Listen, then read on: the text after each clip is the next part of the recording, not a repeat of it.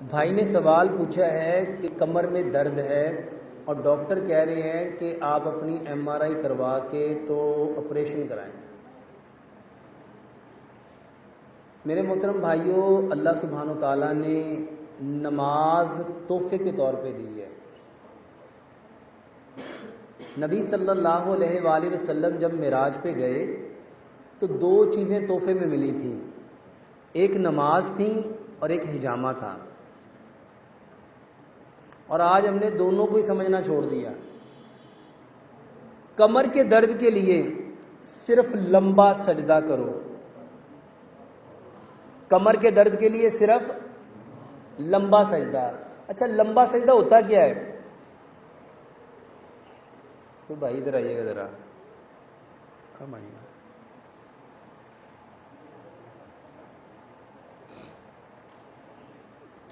اس side میں کریے، سیدھے کھڑے ہو، سیدھے کھڑے ہو، تھوڑا سا آگے ہوگا۔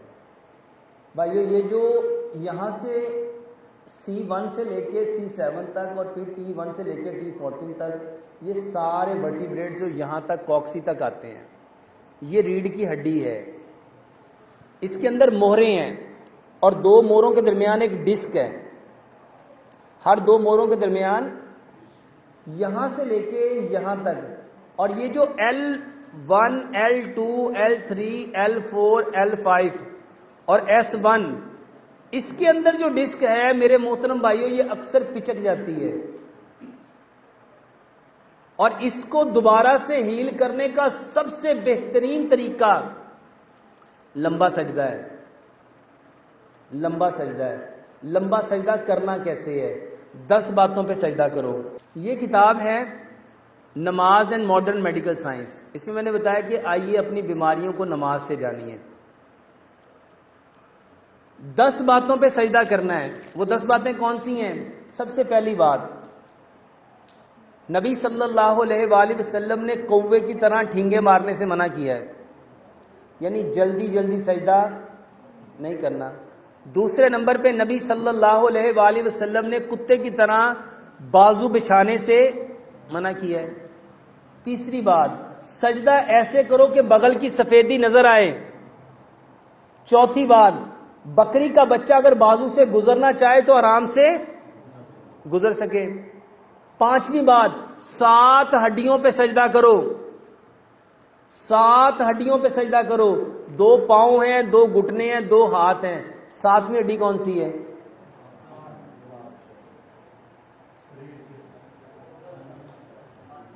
یہ ناک ہے بھائی صاحب، لیکن بدقسمتی سے ہم لوگ یہاں سجدہ کرتے ہیں، یہاں نہیں کرتے، کیونکہ ہمیں کسی نے بتایا ہی نہیں۔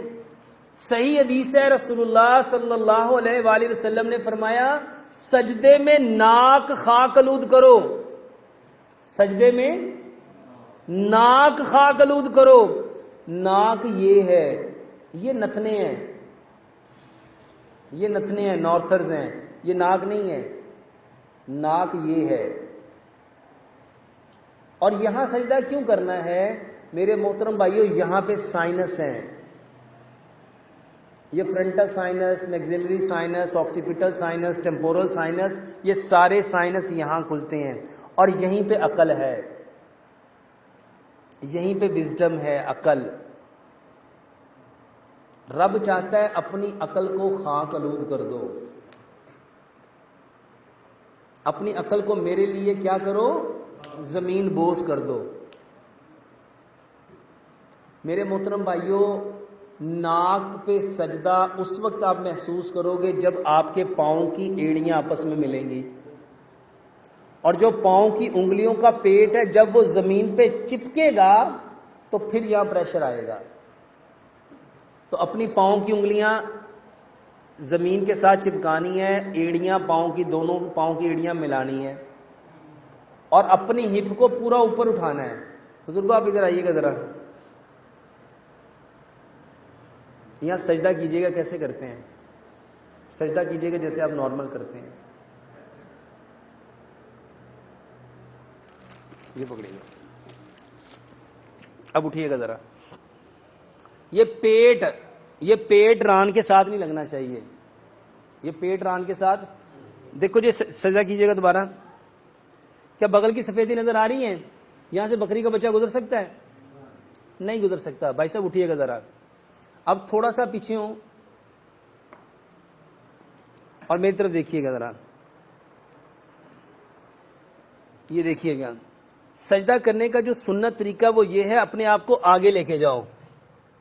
اپنے آپ کو جب یہ آگے لے کے جاؤ گے تو یہ جو آپ کی کمر ہے, یہ جو آپ کی کمر ہے, اس کے درمیان جو ورٹیبریٹس ہیں وہ آگے کو کھلیں گے. یہ موریں آپس میں کھلیں گے اور ان موروں کے درمیان ڈسک ہے, اس نے دوبارہ بننا ہے. اگر آپ یوں کر کے سجدہ کریں گے جیسے آپ کر رہے ہیں تو وہ ہڈیاں تو آپس میں چپک جائیں گی. تو جب آپ میکسیمم آگے جائیں گے تو یہ سنت طریقہ ہے, اس کو ملا کے یوں دبانا. ہماری بدقسمتی یہ ہے کہ ہماری صفیں ہوگی 3.5 سے 4 فٹ کی. حرم میں صفیں کتنی ہیں؟ کتنے فٹ کی صف ہوتی ہے حرم میں؟ حرم کی جو صف ہے وہ 6 فٹ ہے. وہ کیوں 6 فٹ ہے؟ کہ بندہ میکسیمم سجدہ کرے. اور ہمارے یہاں پہ ابھی سجدہ تھوڑا ہوتا نہیں, اگلے کے ٹانگوں میں سر گھسا ہوتا ہے. اب سجدہ کریں ذرا, فرق محسوس ہوا ہے؟ اب پاؤں کی انگلیوں کو دباؤ, دباؤ, کیونکہ یہ انگلیوں کا پیٹ زمین پہ لگنا چاہیے. یہ جب دبایا تو یہاں پریشر آ رہا ہے, یہاں پہ بھی آ رہا ہے, تو پہلے آ رہا تھا. انہوں نے زندگی میں سجدہ کبھی صحیح کیا ہی نہیں. سمجھ آ رہی ہے؟ پریشر آیا اور ساتھ ہی کیا ہوا وہاں پہ. آپ 5 منٹ یہ سجدہ کرو ہر 2 گھنٹے کے بعد, ہر 2 گھنٹے کے بعد. 10 دن میں کمر کا درد ٹھیک ہو جائے گا. یہ کوئی دوائی نہیں ہے, یہ کوئی دھوکہ نہیں ہے, یہ سنت طریقہ ہے. پھر دوبارہ کیجئے گا. ذرا پہلے ان کو بتائیے گا کہ آپ پہلے سجدہ جو کر رہے تھے جو اب کر رہے ہیں اس میں فرق ہے کتنا؟ بہت زیادہ فرق. ذرا کھڑے ہو کے کیمرے میں بتائیے گا, لوگوں کو پتا چلے گا. ان لوگوں کو بتائیں ذرا. جو پہلے میں سجدہ کر رہا تھا اس کی نسبت تقریباً یہ کہہ لیں کہ 70% فرق ہے. اگر میں پہلے سجدہ جو کر رہا تھا جو میں اتنے سالوں سے کر رہا ہوں تو اس سے تقریباً 70% فرق ہے. تو جب میں نے سجدہ کیا ہے پہلے بھی میں ان کو ساتھ ملا کے کرتا تھا, لیکن آج اس طرح کھل کے سجدہ کرنے کے ساتھ مجھے اس جگہ پہ اور اس جگہ پہ اور اس جگہ پہ مجھے محسوس ہو رہا ہے. اور ابھی 1 منٹ نہیں کیا, ابھی سجدہ 1 منٹ کا, پھر دوبارہ کریں. یہ جب تک عملاً, اور دین عمل کا نام ہے. یہ دیکھیں, یہ ہے کھل کے سجدہ کرنا. بھائی صاحب اس کو ایک اور چیز سمجھ لیجئے گا. اٹھیے گا ذرا بھائی صاحب, کھڑے ہوئے گا. یہ دیکھو, یہ اسکیپولا ہے, یہ جو ہے نا یہ اسکیپولا ہے, اس کے درمیان ریڑھ کی ہڈی ہے.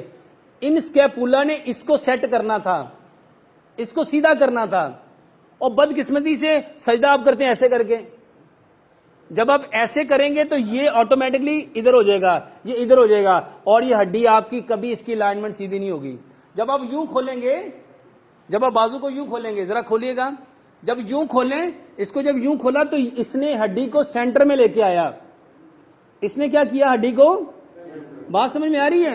جب میں نے اس کو یوں کھولا, یہ دیکھیں, جب میں نے اس کو یوں کھولا, ہاتھوں کو یوں پورا کھولا اور یوں زور لگایا, جب یوں زور لگایا تو میرے یہ جو ہڈی کے, یہ جو اسکیپولا ہے, یہ جو ہڈی ہے چوڑی ہے. یہ دیکھو, جب آپ ہڈی کو ایسے کرو گے یہ ہڈیاں نظر آئیں گی, آتی ہیں نظر. یہ ہڈی نے آپ کی اسپائنل کارڈ کو سیدھا کرنا ہے. تو یہ سیدھا کب کرے گا؟ جب آپ پورا زور لگائیں گے. جب آپ نے اس کو پورا ہی نہیں کیا, گھر میں جا کے اس کو کھولیے گا. ہمارے ہاں رفع دین ایسے کرتے ہیں, ایسے کرتے ہیں, ایسے کرتے ہیں. سنت طریقہ کیا ہے؟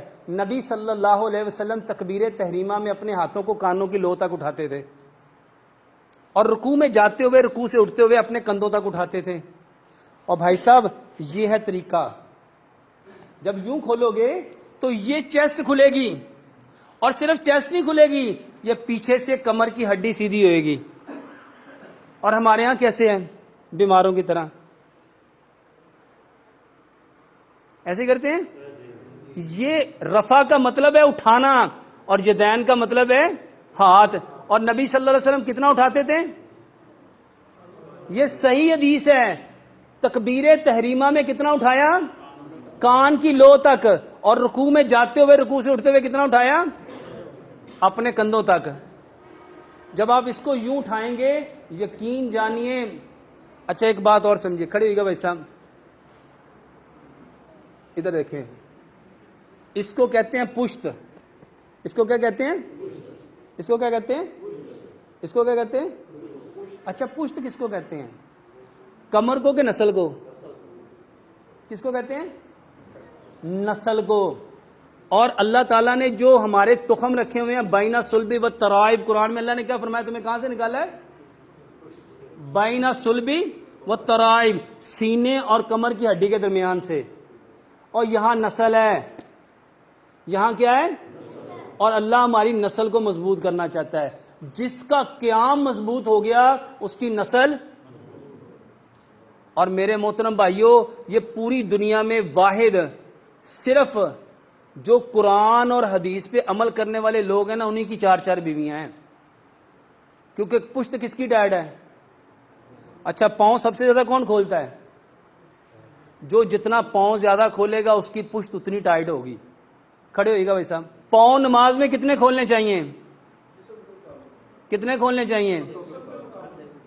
پاؤں کتنے کھولنے چاہیے؟ ہمیشہ جسم کے مطابق کھولنے چاہیے. اور میرے محترم بھائیوں، کون سا جسم ہے یہ دیکھو، وہ ہے یہ. کتنا کھولنا چاہیے؟ یہ حصہ. اور یہ کتنا ہوگا بھائی صاحب؟ کچھ چیز تو دیجیے گا ناپنے کے لیے. کوئی ناپنے کے لیے کوئی تار وغیرہ دیجیے گا، کوئی چیز. یہ رومال دیجیے گا. ہاں یہ دیکھو میرے محترم بھائیوں، یہ دیکھو اس بھائی کا سائز کیا ہے؟ یہ. تو پاؤں کا سائز کتنا ہونا چاہیے؟ یہ کھولیے گا ذرا، کھولو ذرا. یہ سائز اس کا. اچھا جب اس نے اتنا پاؤں کھولا، یہ ہے آپ کا اصل سائز. اب اس کے ساتھ جب میں پاؤں ملاؤں گا، اب میں اپنے قدم کے مطابق پاؤں ملاؤں گا تو یہ حصہ ملے گا. اگر میں ذرا سا کھولوں گا، یہ دیکھیے گا، یہ میں اس سے تنگ کروں گا تو اس کے اوپر چڑھ جاؤں گا. آپ بھائی صاحب ساتھ کھڑے ہوئے گا، آپ آئیے گا. پاؤں سیدھے کیجیے گا، سیدھے کیجیے گا، سیدھا پورا ایسے. یہ دیکھیں اب ہمارے نا تینوں کے قدم دیکھیے، چیسٹ کا سائز دیکھیے، میری چیسٹ کا سائز دیکھیے، اور پاؤں کی پوزیشن دیکھیے. بھائی صاحب تھوڑا سا پاؤں اندر کرو. یہ ہے ایکچوئل سائز. میرے اور ان کے کندھے آپس میں کیا ہو گئے؟ ہاتھ باندھیے گا. کوئی فرق تو نہیں آ رہا؟ یہ دونوں چیزیں ہماری آپس میں مل رہی ہیں. آپ 1 انچ کا فاصلہ صرف بھائی بڑھائے گا. بھائی صاحب صرف 1 انچ پاؤں کھولو. کتنا انچ کھولا؟ کتنا کھولا؟ یہ کہاں چلا گیا؟ 1 انچ واپس لے کے آئیے گا. یہ کدھر آ گیا؟ بھائی صاحب آپ 1 انچ کھولیے گا، صرف 1 انچ. 1 انچ کھولا تو کتنا فرق پڑ گیا؟ بھائی صاحب یہ 2 انچ ہے. واپس آئیے گا. بھائی صاحب 1 انچ بھی آپ اپنے جسم سے زیادہ پاؤں کھول سکتے ہیں نہیں تو صف ٹوٹ جائے گی. جس بندے نے ابو لولو مجوسی فیروز نے جب عمر فاروق رضی اللہ تعالیٰ عنہ کو شہید کیا تھا، خنجر کا وار کیا تھا، تو وہ بھاگ سکا. کیوں؟ اگر صف ہوتی، ذرا 1 انچ پاؤں کھولیے گا. آپ 1 انچ کھولیے گا. اگر صف ان کی ایسی ہوتی صحابہ کی تو وہ یہاں سے جا سکتا تھا کہ نہیں؟ ان کی صفیں کیسی تھیں؟ ان کی صفیں اتنی مضبوط تھیں کہ یہاں سے وہ گزر سکتا.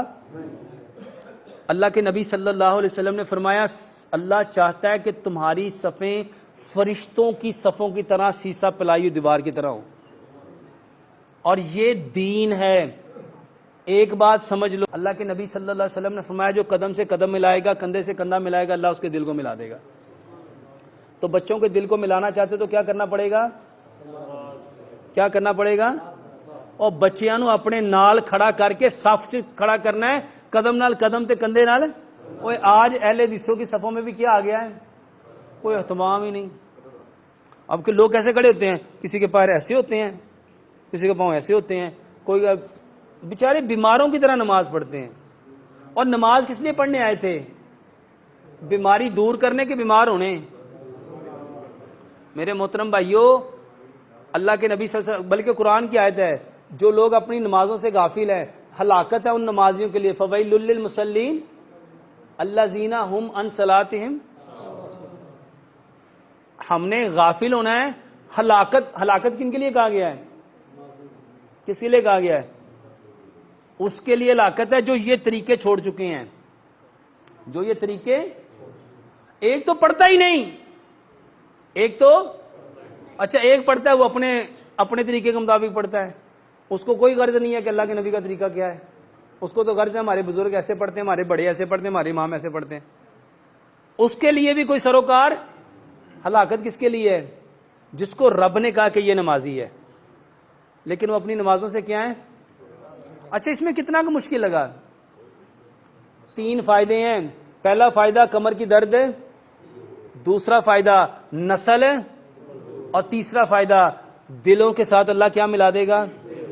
اچھا یہاں کوئی دوائی ہے؟ یہ ہے علاج.